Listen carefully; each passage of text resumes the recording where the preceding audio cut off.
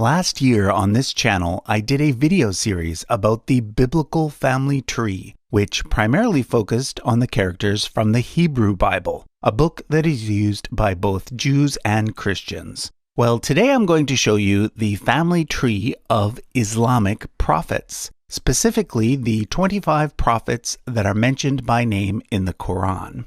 You'll notice that many of the names on the Islamic tree are pretty much the same as the names on the biblical tree. However, there are a few subtle differences, so as we go through, I'll be pointing these out. In my video about Jesus, I made it clear that I myself am not a Christian, and I therefore approached the topic from a purely academic perspective. Well, since this video is about the Quran, I feel that I should also mention that I myself am not a Muslim, and that therefore, once again, I'll be approaching the topic as an academic, not as a follower of the religion. If you want to get a copy of either this poster or the poster about the biblical family tree, you can head over to our website, usefulcharts.com.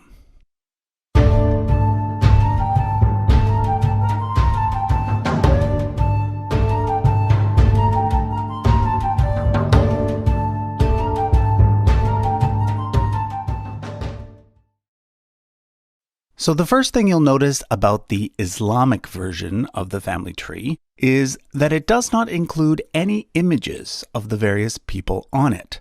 Most people are familiar with the fact that Muslims consider it offensive to draw or make any lifelike depiction of the Prophet Muhammad. Well, generally speaking, this rule applies to all of the Islamic prophets, not just to Muhammad. So that's why I've chosen to use icons made out of calligraphy instead. And by the way, the artwork was done by my good friend Siawish from the Islamic history channel Al Muqaddimah. So shout out to him for his great work. Like the biblical family tree, the Islamic version starts with Adam and Eve, the first man and first woman, although in Islam, Eve is usually called Hawa. Another major difference that I should point out is the fact that the 25 individuals highlighted on the Islamic chart are all considered to be prophets, whereas on the biblical chart, the word prophet is only used for certain individuals, such as Moses or Elijah. So for example, in Islam, Adam is seen as being a prophet, whereas in Judaism and Christianity, he is not. According to one Islamic tradition, Adam and Hawa had two sets of twins, a boy named Qabil, who had a twin sister named Iklimia, and a boy named Habil, who had a twin sister named Layuda. Those familiar with the Bible will recognize the two boys as being Cain and Abel. Anyhow, Adam arranged for Qabil to marry Habil's twin sister, and Habil to marry Qabil's twin sister. But as the story goes, Qabil got angry because he felt that his own twin sister was more attractive, and therefore he wanted to marry her instead. This, along with other reasons, eventually led to Qabil killing his younger brother Habil. Thus, the line continues through a third brother, known as Shaith or Seth. Now, in my video about the Bible's version of this tree, a lot of people asked, if Adam and Eve were the first humans, who did Seth marry? Well, according to the various Abrahamic traditions, Adam and Eve had many other children beyond those listed by name, and therefore Seth would presumably have married one of his sisters. But at this point, I should remind you that according to my own opinion, and the opinion of most professional historians today, when it comes to these very early stories, we are actually dealing with mythology, not real history, so we shouldn't interpret the details as being literal anyway.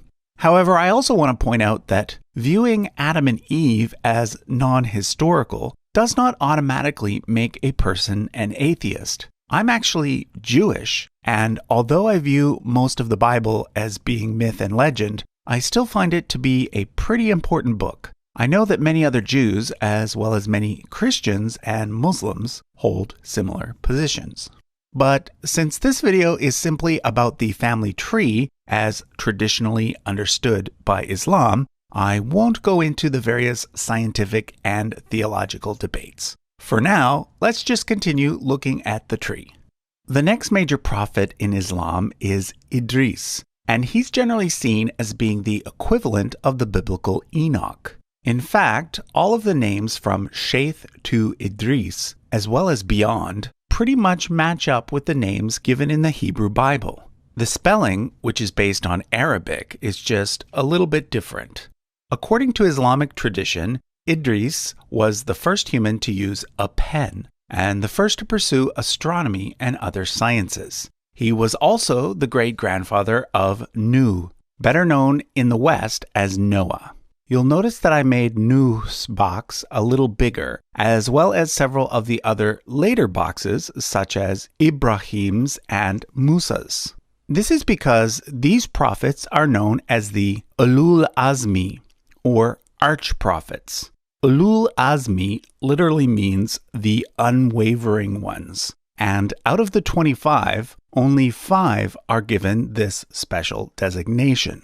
Nuh, of course, is best known as being the man who built the ark and who thus survived the Great Flood, along with a few other humans and a bunch of animals. One main difference between the Bible's version and the Quran's version is that in the Quran, Nuh had 4 sons instead of just 3, and that his 4th son drowned in the flood, as well as Nuh's wife, in both cases because they did not believe Noah's message. The next 2 prophets, Hud and Salih, are not characters found in the Hebrew Bible. Hud might correspond to a briefly mentioned descendant of Noah named Eber, but Salih is not mentioned at all. However, in the Quran, there's a story about a tribe in Arabia called the Thamud, who demanded Salih give them a sign from Allah. Now, note that in Arabic, Allah simply means God. It's not a proper name or anything, so I'll be using the 2 terms Allah and God interchangeably. So anyway, in response to the demand, God made a female camel miraculously appear out of a stone and provide them with milk every second day. But eventually the people injured the camel, and for this, their city was destroyed in an earthquake. We now come to the second of the 5 arch-prophets, Ibrahim, better known to Christians and Jews as Abraham. At this point, there's a very important split in the tree, as well as several major differences between the Quranic version of events and the biblical version of events. According to both traditions, Ibrahim had 2 main sons, Ismail and Ishaq, also known as Ishmael and Isaac. Ismail is the ancestor of the Arab people, and therefore of the Prophet Muhammad, whereas Ishaq is the ancestor of Banu Israel, meaning the house of Israel. Islamic tradition has many tales about Ibrahim that are not found in the Bible. For example, there is much more information about Ibrahim's life in Mesopotamia before he traveled to the land of Canaan. One famous story has him being thrown into a large fire for promoting monotheism, and in that story he walks out unharmed. But the most important difference between the Islamic version of Ibrahim's life and the biblical version concerns the sacrifice of his son. In the Bible, Ibrahim is commanded to sacrifice his second-born son, Ishaq, whereas in the Quran, although the name of the son is not given, the person in the sacrifice is generally understood to have been Ibrahim's firstborn son, Ismail. In Islam, both Ismail and Ishaq are considered to have been prophets, as well as Ibrahim's nephew Lut. Lut is the equivalent of the biblical Lot. And in Islam, the story of God destroying the cities of Sodom and Gomorrah pretty much mirrors the biblical story. However, Islamic tradition has a lot more detail about Ismail. According to Muslims, Ibrahim took Ismail to Mecca, where together they built the Kaaba, which today is the most sacred site in Islam. When Muslims pray, they always pray in the direction of the Kaaba, and one of the pillars of Islam is the requirement to make a pilgrimage to the Kaaba at least once in a person's life, if they are able. There's a famous story that occurred just after the Kaaba was built. When Ibrahim was about to leave Ismail with his mother Hagar in Mecca, Hagar asked, "Who will take care of us?" To which Ibrahim replied, "Allah will." After they are left alone, they eventually run out of water, and Hagar runs between two nearby hills, Safa and Marwa, 7 times, searching for water. When she returns to Ismail empty-handed, a miraculous spring suddenly appears, which is now known as the Zamzam well.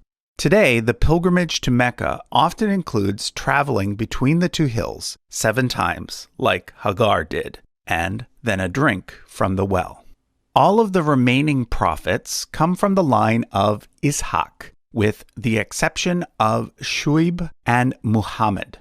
After Ishaq came his son Yaqub, who is Jacob, and Yusuf, who is Joseph. In the Quran, most of the prophets are mentioned, often in passing here and there throughout the book, as opposed to in just one place. However, Yusuf is unique in that his story is told, well, as a story. The chapter of the Quran that deals with Yusuf is one of the most detailed narratives in the whole book. Generally, the story follows that of the biblical account, with a few extra details. Basically, Yaqub had 12 sons, out of which Yusuf was his favorite. His other brothers were jealous and ended up throwing him in a well, where he ends up being sold as a slave to Egypt, to a man named Al-Aziz, who in the Bible is known as Potiphar. Years later, Al-Aziz's wife becomes infatuated with Yusuf. In Christian tradition, the name of Potiphar's wife is not given, but in Islamic tradition, it is Zulaykha. Because of Zulaykha, Yusuf is eventually put in prison, where he ends up becoming known as a person who can interpret dreams. To make a long story short, he ends up correctly interpreting the dreams of the pharaoh, for which he is then made vizier, or prime minister, of the entire country. The next 2 prophets do not come from the line of Yaqub. In Islam, Ayub, who is known as Job in the Bible, is thought to have been a descendant of Yaqub's brother Al-Alyas, aka Esau, whereas Shuaib is thought to have been a descendant of another son of Ibrahim, known as Madian. Interestingly, although Islam originated in Arabia, only 4 of the 25 prophets named in the Quran lived there. Shuaib is one of those 4, the others being Hud and Salih, who I mentioned earlier, and of course, Muhammad. I should also mention that although only 25 prophets are mentioned in the Quran, it is traditionally understood that there were about 124,000 prophets. So perhaps there were more in Arabia that were simply not mentioned. Anyhow, most scholars believe that Shuaib is the person who is called Jethro in the Hebrew Bible. He was a priest in the land of Midian, which is located next to the Sinai Peninsula, and it was his daughter Sephora, in Hebrew Zipporah, who became the wife of the next major prophet of Islam, Musa. Musa, better known in the English-speaking world as Moses, was the 3rd of the 5 Ulul Azmi, or arch-prophets. And in fact, his name is mentioned in the Quran more than any other prophet, showing up a total of 135 times. Musa and his brother Harun, known in English as Aaron, are primarily associated with the Exodus story. I won't go through that story in this video because most people are already familiar with it. And also, I'll be doing an entire episode on Moses next week. But I will mention that Musa is the first of 4 prophets to be associated with the giving of a holy book. Obviously, the Quran is the most holy book in Islam. However, there are 3 other books that Muslims consider to be holy, and all 3 of these are mentioned by name in the Quran itself. The first is the Tawrat, better known as the Torah, which was supposedly written down by Musa. Because of his association with the Torah, Musa, or Moses, is of course one of the most important prophets in Judaism, and is in fact generally considered to be the founder of the Jewish religion. Like I said, I'll be doing an entire episode on Moses next week, particularly looking at his potential existence from a historical perspective. So I won't say much about him now. Next, we come to the most mysterious of the 25 prophets, Dhu Kifl. In fact, some Muslim scholars do not consider this person to have been a prophet at all. He is only mentioned in the Quran twice, and there is no agreement on which Bible character, if any, he might correspond with. The leading theory is that he is the same person as the biblical prophet Ezekiel, but again, this is debated. The only thing we really know about him is that he preached in Babylon, and that his name means owner of the double. Next on the list are the only 2 individuals who, at the same time as being prophets, also held the title of king, Dawood and Suleiman. In English, David and Solomon. This father and son pair descend from a son of Yaqub named Yahuda, or Judah, whereas Musa and Harun come from a son named Lawi, or Levi. Like Musa, Dawood is associated with a specific holy book, in this case a book called the Zabur. Generally speaking, the Zabur is thought to correspond to the book of the Bible known as the Psalms. I'll also point out that Suleiman is a name that has been used by many Islamic monarchs over the centuries, most notably by the greatest of the Ottoman sultans, Suleiman the Magnificent. Next up comes the prophet Ilyas and his successor Ilyasa, both of whom are thought in Islamic tradition to be descendants of Harun, and who correspond to the biblical Elijah and Elisha. Like in the Bible, in Islam, Ilyas is said to have prophesied during the reign of an Israelite king named Ahab. If you watched my series on biblical genealogy, you'll know that Ahab is important in that he is one of the earliest characters in the Bible, and thus in Islamic tradition as well, for which we have indisputable evidence for in the archaeological record. In Islam, Ilyas is often associated with a figure called Khidr. Although he is not mentioned by name in the Quran, Khidr appears in the accounts of several prophets, most notably Ilyas. Who exactly Khidr was or is up for debate. Some see him as kind of an angel, whereas others see him as more of a saint. I should also mention that although Ilyas, or Elijah, isn't considered to be one of the arch-prophets in Islam, he is generally considered to be one of the 2 most important prophets in Judaism, the other being Moses. Okay, another prophet mentioned in the Quran is Yunus, who corresponds to the biblical Jonah, who was the prophet who got swallowed by a giant fish. We then come to Zachariah, Yahya, and Isa, all characters who appear in the Christian New Testament, not in the Hebrew Bible, which Christians call the Old Testament. Zachariah was a priest and was the father of Yahya, who in the New Testament is known as John the Baptist. According to the Quran, Zachariah's wife had a sister who was married to an elderly man named Imran. Imran was the father of Maryam, but then after Imran's death, Maryam came under the guardianship of her uncle Zachariah. Maryam is, of course, the woman better known to Christians as Mary. However, Maryam is also a very important figure in Islam. In fact, some Muslims, albeit a small minority, see Maryam herself as a prophet. Of course, even more well-known than Maryam is her son Isa, known to Christians as Jesus. In both Christianity and Islam, Mary is said to have given birth to Jesus as a virgin.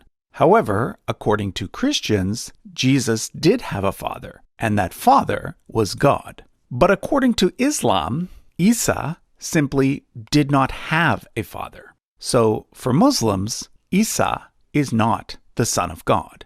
He is, however, considered to be the Messiah and one of the 5 arch-prophets. He is said to have received the 3rd of the 4 holy books of Islam, a book called Injil. Injil means gospel, and Muslims believe that there was once an original gospel revealed to Isa, but now lost, upon which the 4 surviving New Testament Gospels were based. The final thing to note about Isa is that many Muslims, like many Christians, believe in some sort of second coming or return of Jesus, which will occur at the end of history. Okay, we now come to the most important prophet in Islam, the 5th of the 5 Ulul Azmi, the Prophet Muhammad. According to Islam, Muhammad was the final prophet and is hence known as the Khatam an-Nabiyyin, which means the seal of the prophets. In other words, after Muhammad, Allah's direct communication with his human servants ended and was sealed off. According to Islam, Allah revealed to Muhammad the final and most important book of all, the Quran. But for Muslims, the Quran is not just a book. It's the literal word of God, and not a single part of it can be changed or even adequately translated into another language. It differs from the Bible in that, whereas the Bible is usually seen as being divinely inspired, Muslims believe that the Quran was not just inspired by God, it was literally dictated, word for word, in classical Arabic by Allah to Muhammad.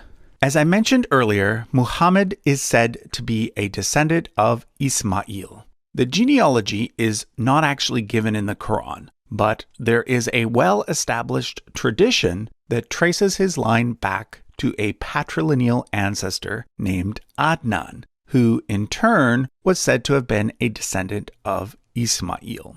From early Islamic tradition, we also have quite a lot of details about the Prophet Muhammad's immediate family. For example, we know the name of his father, his mother, and many of his wives, the first of which was named Khadija. Only 4 of his biological children lived to adulthood, all 4 being daughters that he had with Khadija. However, of these 4 daughters, only one, Fatima, has descendants that are still living today, through her sons Hassan and Hussein. Fatima married Muhammad's first cousin, Ali. According to Shia Muslims, Ali was the legitimate successor of Muhammad, whereas according to Sunni Muslims, Muhammad was first succeeded by his father-in-law Abu Bakr, second by his father-in-law Umar, third by his son-in-law Uthman, and then fourth by Ali. Sunni Muslims consider these 4 men to have been the first 4 caliphs of Islam, and they refer to them as the Rashidun, meaning the rightly guided ones. After the death of Ali, the caliphate was first held by the Umayyad dynasty, the family of Uthman, and then by the Abbasid dynasty. You can see from the chart that these dynasties, note that the Umayyads used the white flag and the Abbasids used the black flag, were both closely related to the Prophet. However, neither were his descendants. For more information on the family tree of Muhammad, as well as of the Umayyad and Abbasid caliphs, you can check out the 2 videos done on this topic by Useful Charts and Al-Muqaddimah. I'll leave a link to those in the description. Finally, remember how I mentioned earlier that I'd be doing a full episode on Moses next week? Well, that video will actually be part of a series that will also include videos by the channels Let's Talk Religion and Al-Muqaddimah. While I, as a Jew, will be talking about the historical evidence for Moses, Let's Talk Religion will be discussing the historical evidence for Jesus, and Al-Muqaddimah will be discussing the historical evidence for Muhammad. So if you're interested in learning more about the history surrounding Islam's final prophet, as well as both Musa and Isa, you'll want to keep an eye out for that. Once again, if you want a copy of this poster, you can head over to our website, usefulcharts.com. Thanks for watching.